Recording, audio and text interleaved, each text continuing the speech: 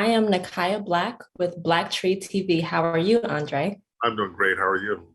I'm doing good. So, first and foremost, how did it feel coming back to more of a dramatic scene per se, with a good fight coming from Brooklyn Nine-Nine's comedy? Well, I felt like it. I felt good about it. I feel as though I have some experience with the mixture of drama and comedy because I did a show called Men of a Certain Age back in the Jurassic period, back in 2009. So Ray Romano wrote that show, and it was the mixture of comedy and drama, and I felt it went very well, and I felt I learned a lot from being a part of it. So moving to Brooklyn Nine-Nine, that's a single camera show. The situations are absolutely outrageous, but I'm playing the straight man. So as the straight man, my job is to maintain the reality of the scene as we do these incredibly outrageous things. So for Andy Samberg and Terry Crews, I'm the bow for their comedic arrows. I'm the string for their comedic kites.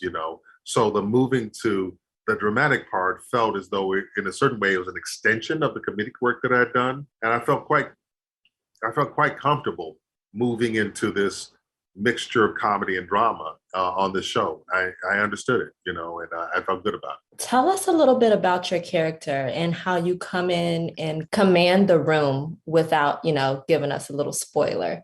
Well, I believe that he feels like he's on a mission, and the mission from the beginning is to transform this sleepy little law firm into something dynamic, something representing the future of the 21st century, and it's hard for people to change.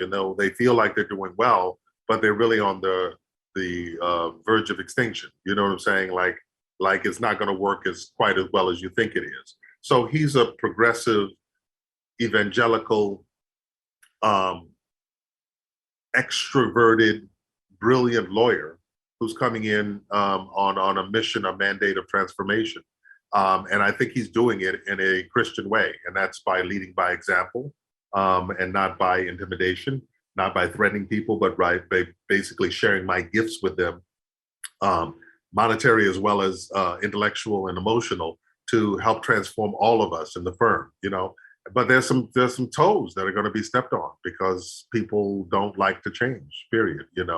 One of the beautiful things I feel about this character is that he may appear to be manipulative, or you wonder if he's a snake in the grass when he arrives, but episode by episode, you see that his heart is in the right place, that it's all about providing the right um, groundwork, the right base, the right foundation for us to do the best kind of Christian work, reaching out to the community, to the Black churches, to the Black side of Chicago, to make sure that we have uh, strength from our roots, strength from our roots, and so these things are all important to me as a character, and I think they live to play out, so that's where he's coming from.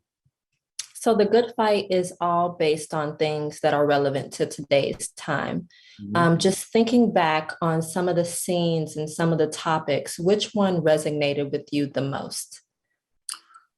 Well, one of the one of them in the first season, I guess, was episode 3 when we were talking about CTE and the freezing out of the defensive coach, because of race, the Rooney Rule, Colin Kaepernick. Yep. I thought it was important to talk about, in essence, how these beloved institutions like uh, uh, professional football are themselves riddled with racist practices that have to be challenged, in order to provide for the benefit and the well-being of all its clients.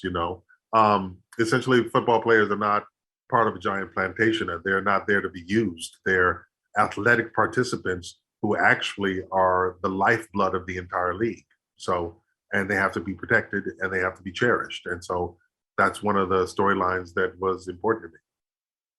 Well, I absolutely agree. I thank you so much for your time, and I hope you have a blessed day.